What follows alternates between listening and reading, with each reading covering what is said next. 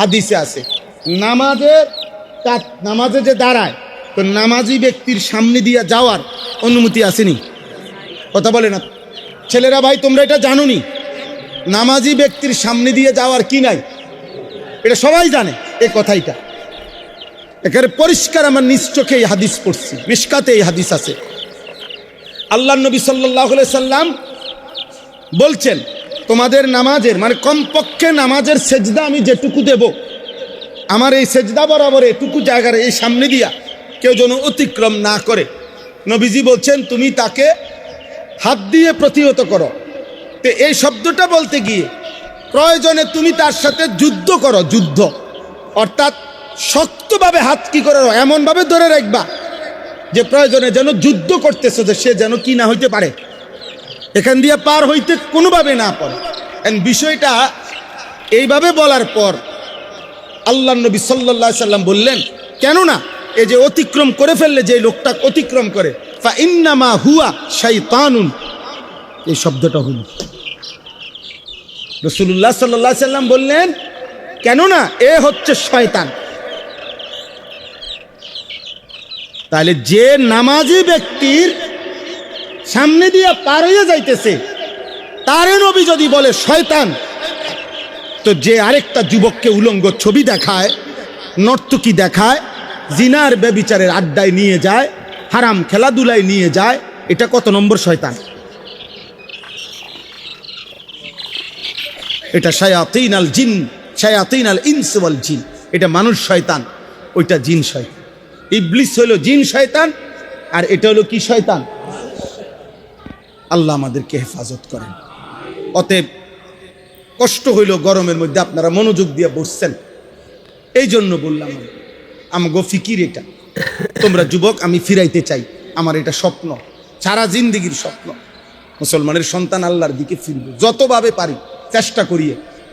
মাদ্রাসায় নতুন জায়গা কিনছি, আলাদা মাদ্রাসা করতে চাইতেছি যুবকদের জন্য।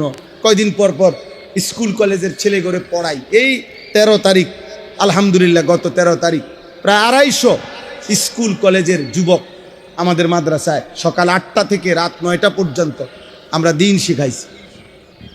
গত বছর প্রায় 1550 থেকে 1600 ছেলে 2025 সালে আমরা উযু, নামাজ, সূরা, কেরাত, দোয়া, কালাম আমাদের মাদ্রাসায় শিখাইছি।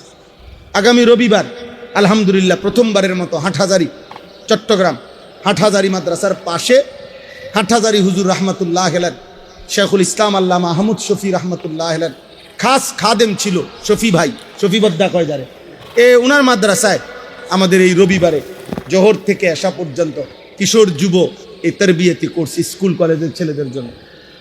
আমার শায়েখ আল্লামা মুফতি মুশতাকুর নবী সাহেব থাকবে, আমিও যাব। আমাদের চট্টগ্রামের আরেকজন ভালো ওয়াইজ আলেম আছে, হযরত মাওলানা আব্দুল্লাহ মারুফ, উনি থাকবেন।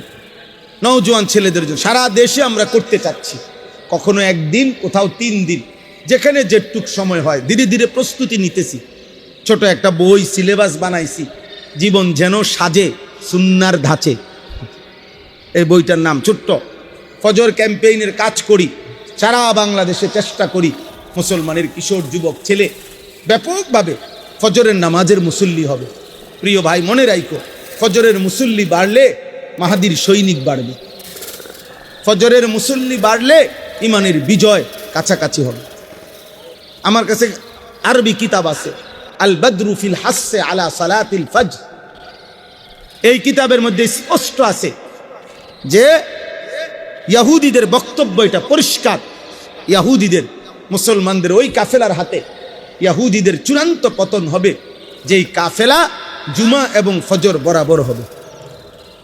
আল্লাযীনা কানু ফি সালাতিল ফজর কা সালাতিল জুমআ, আমাদের ফজর আর জুমা বরাবর, বলে না ভাই?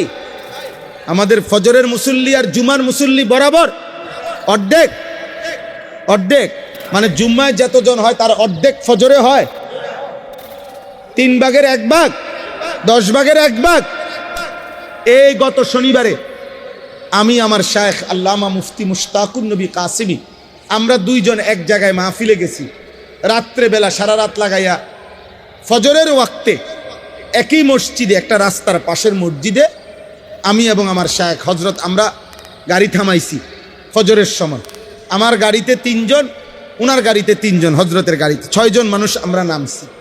মসজিদে ডুইকা দেখছি, মসজিদে একেবারে কসমে কোরআন সামনে, মসজিদের ভিতরে ডুইকা দেখছি ফজরের ওয়াক্তে একজন ছেলে নামাজ পড়াইতেছে, ছোট্ট একটা ছেলে, কালা একটা প্যান্ট পরা, তার পরনে এই একটা ফোলা পাঞ্জাবিটা আমার মনে হয় কারোরতে আনছে, এটা হেতের পাঞ্জাবি না মনে হয়েছে আর কি, পাকে হেতেরও হইতে পারে।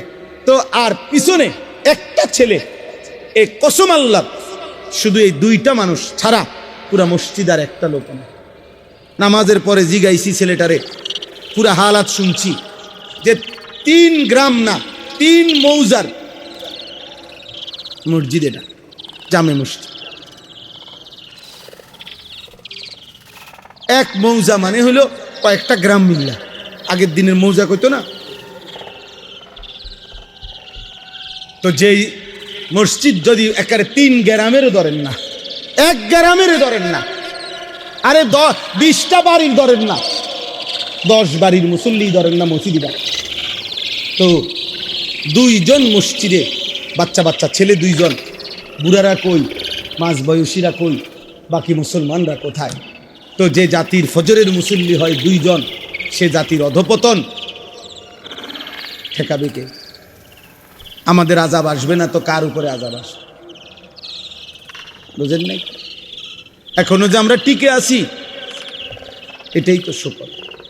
এই জন্য মাদ্রাসা সংলগ্ন মসজিদগুলো তো আলহামদুলিল্লাহ তালেবে এলেম কওমি মাদ্রাসায় আলহামদুলিল্লাহ ভরপুর নামাজ পড়ে, কিন্তু বাকি সারা দেশের চিত্র এমন না। বাকি চিত্র কি না এমন। অতএব যুবক ভাই, তোমাদের কাছে অনুরোধ ভাই, ফজরের নামাজ পড়ো, বলো ইনশাআল্লাহ। ফজরের মুসল্লি, ফজর ক্যাম্পেইন, এটা আমাদের একটা মেহনত, মানে ফজরের প্রচারণা। সারা দেশে আমরা ফজরের প্রচারণা করি। রাসূলুল্লাহ সাল্লাল্লাহু আলাইহি সাল্লাম বলছেন, মান সাল্লা সালাতা সুবহি ফি ফাহুয়া ফি জিম্মাতিল্লাহ, যে ফজরের নামাজ পড়লো সে নিজেকে আল্লাহর জিম্মায় তুলে দিল, আল্লাহর সুপুর্দে দিয়ে দিল নিজে। ওই কিতাবে লিখছে, ইয়া আইয়ুহাশ শাবাব ইন লাম তাস্তাতি আলা নাজর, মানে তুমি যদি ভিন নারী দেখার থেকে নিজেকে হেফাজত করতে না পারো, তাহলে কি সুন্দর উনি লিখছে, ফজরের নামাজ জামাতে পড়ো আর আল্লাহকে বলো, আল্লাহ ফজরের সেজদা দিয়া আমি আমাকে তোমার হাতে তুলে দিলাম, তুমি আমার চোখের হেফাজত করো।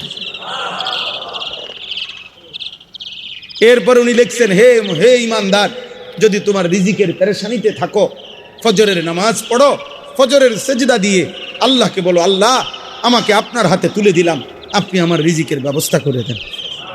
ফাহুয়া ফি জিম্মাতিল্লাহ, অর্থাৎ সব বিষয়ে দোয়া করো, সব বিষয় চাও আল্লাহর কাছে, আল্লাহ আপনার জিম্মায় আমি দিলাম আমারে, আপনি আমার সব প্রয়োজন পূরণ করেন। আল্লাহ আমাদেরকে তৌফিক দান করে। চেষ্টা করো বাপ, চেষ্টা।